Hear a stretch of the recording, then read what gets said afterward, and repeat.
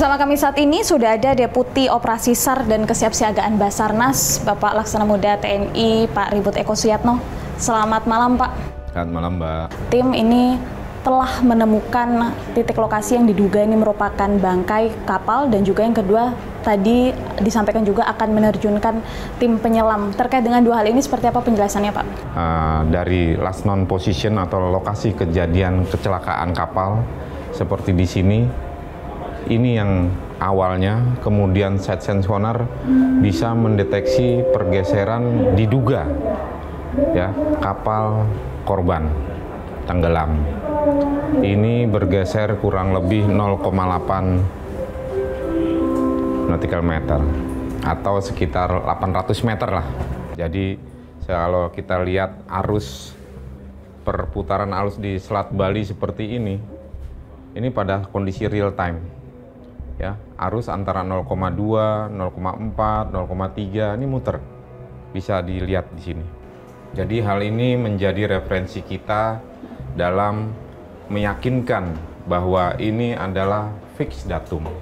Mengingat Pak, ini sudah ada penambahan begitu ya, tim penyelam, juga sudah mulai ditemukan beberapa hasil atau beberapa analisa yang cukup signifikan begitu ya.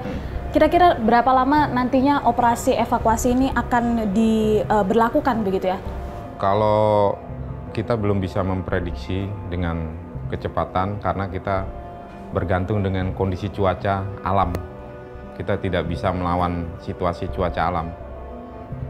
Karena ini beda.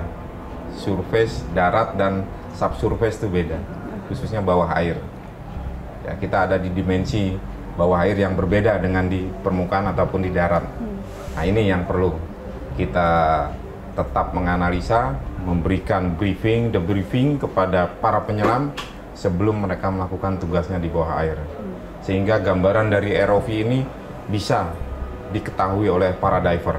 Sehingga mereka mengerti tugas yang harus dilakukan manakala di bawah, sehingga mereka pun tidak terperangkap di bawah. Ini kan SAR berhubungan dengan korban ya khususnya ya. Kita tahu kalau dalam manifest ini ada beberapa nama korban yang tidak tercatat di dalam manifest.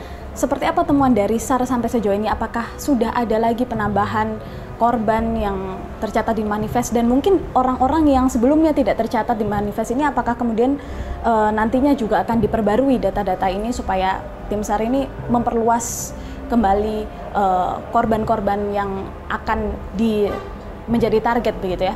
Kalau tim SAR, khususnya SMC dan jajaran tidak memperluas jumlah korban. Kami mencari menolong korban yang ada.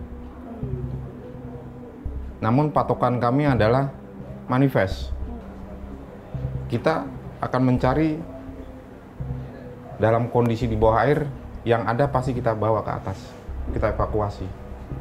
Tidak hanya yang ada di dalam manifest, tapi kapasitas itu tidak pada SMC. Kami ada dan tidak ada, wajib tugasnya kami mengevakuasi, mencari, menolong. Itu Mbak. Dan masyarakat, kami tetap akan berupaya, berkomitmen mencari, menolong, dan mengevakuasi korban yang ada. Dan untuk itu kami butuh support moral dan doanya dari seluruh masyarakat. Mudah-mudahan apa yang kita lakukan Tuhan meridhoi. Demikian, terima kasih.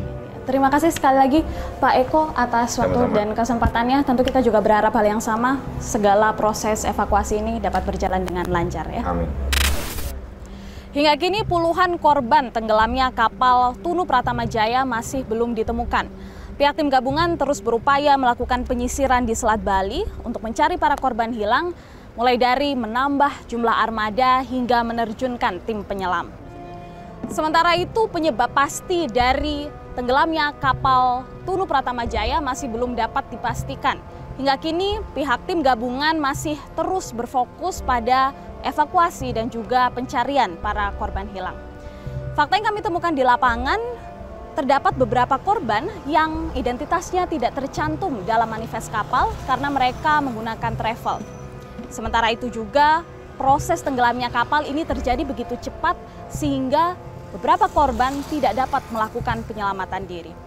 Semoga peristiwa ini menjadi pengingat dan pembelajaran bagi kita semua, serta seluruh korban yang masih hilang dapat segera ditemukan. Saksikan terus Fakta setiap hari Senin pukul 20.00 waktu Indonesia Barat hanya di TV One.